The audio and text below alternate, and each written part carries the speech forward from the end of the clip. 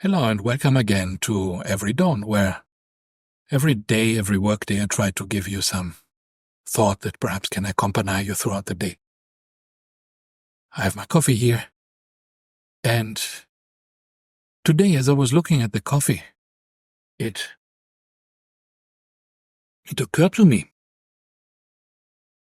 what a complex thing this is and how difficult it is to get this coffee here. I think I mentioned it a few days ago. You have to think of the farmer who planted this coffee somewhere, perhaps in South America, and then there's a ship and there is a captain and there are all sorts of seamen and there is a shipping company and there is a shipping container and there are harbor workers and there's the packaging of the coffee in a factory and then all these machines that we need. The coffee arrives here, then there's a truck bring to the supermarket, or these people in the supermarket who sell it. I buy it, but then I need more machinery to grind it. I need more machines to actually make this coffee, or these machines need electricity. The electricity has to be produced, and so on. And all this only for me to have this one coffee. And what is the problem with this? Obviously, there are two problems, or two areas that are problematic. One is the obvious with the cost of this coffee, not only to me, but to the world. This coffee has a lot of hidden costs which we don't think about. The suffering of the farmer who earns a few cents per kilo of coffee, where I have to pay dollars and dollars, to get a bag of coffee. Coffee is very expensive relatively, but almost none of that goes to the farmer. That all goes to these middlemen and to the supermarkets and to the people who are shipping it around. So there is a suffering involved in the coffee. Then there is the environmental cost of transporting coffee from South America to China, where I live. China doesn't grow any coffee, so it must all be imported. There's a huge environmental cost for these containers and these ships and all the people who work on them. Then there are the machines that we need, the cars and ships and coffee grinders and coffee machines. All these machines need to be constructed. After a few years, they will be obsolete. They will have to be destroyed again. Most of the time not recycled, but end up in some landfill. So that this coffee has this huge environmental cost attached to it and human cost attached to it. That's one part of the problem. The other part of the problem is more personal, and it is more subtle perhaps. You don't think of it in the first moment. And this is my dependency on this chain of things that brings the coffee here.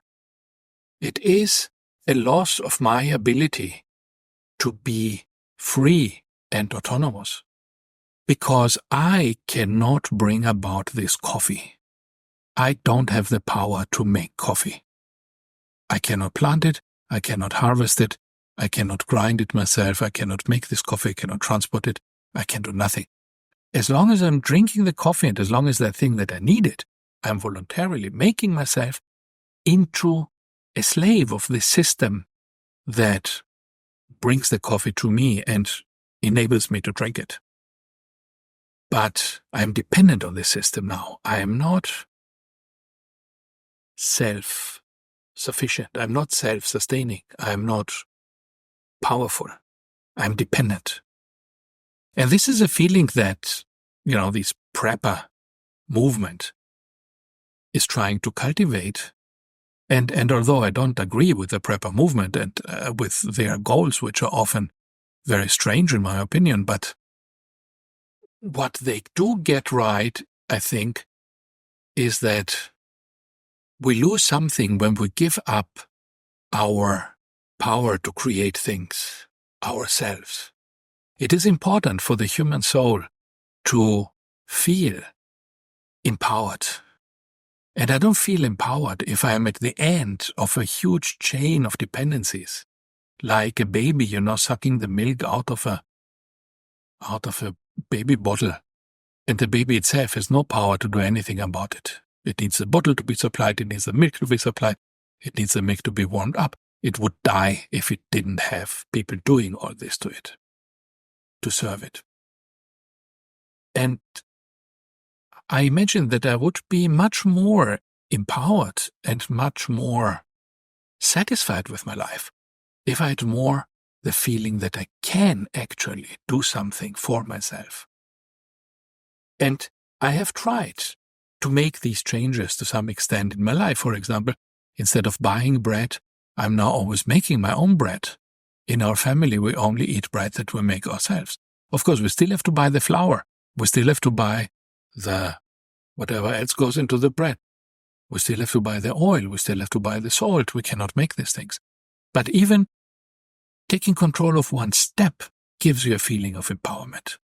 Now I decide when I make bread, how much I make, what it will taste like, what kind of bread I want, and I'm not dependent on some big companies and supermarkets to give me this packaged piece of tasteless goo that they call bread.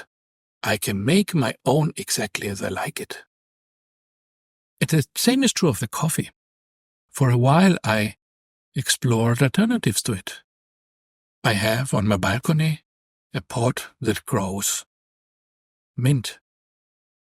And with this mint, I can make a tea, I can make an infusion that doesn't require anything but the mint and some hot water. And this is a very enabling, empowering feeling that I can create this mint infusion, this mint tea for myself completely from my own ability to do it. It's in my own power. I can plant this thing, which needs nothing except 2 shovels of dirt and some seeds, and I can keep the seeds for later. I can keep creating new mint out of cuttings. So after an initial donation of a seed, I don't need anything else or an initial cutting. It needs water, it needs some sunshine. We have these things. It needs some fertilizer. I can use whatever old food I have rotting and stick it into the soil to give it some fertilizer. It doesn't need anything else. It will grow by itself perfectly happily. And to make a drink out of it, I just need to cut off the leaves, bring it into my kitchen, heat up some water. Even without electricity, even without civilization, I would be able somehow to make a fire and boil some water. And then I have my tea. And this is such a great feeling. This is my tea. This is not something where I depend on thousands of people to make it possible for me to have it. But I can have it here and now, and I will have it even if civilization collapses. My cup of tea will always be there, while this coffee may not. And this is actually what ancient Greek philosopher Epicurus was saying. Epicurus is often seen as somebody who advocated enjoyments and pleasures, but in reality his concern was, how can we have pleasures that we cannot lose? How can we be certain of the things that give us happiness? And this is how this relates to my coffee and to the mint infusion, that I can only be certain not to lose one of the two, which is the mint infusion, because this I make myself. This depends only on me, while the coffee is not really mine. It depends on all these people who make it available to me, and I can lose it at any time. And we saw with COVID how easy it is to lose access to things. Thank you, and see you tomorrow.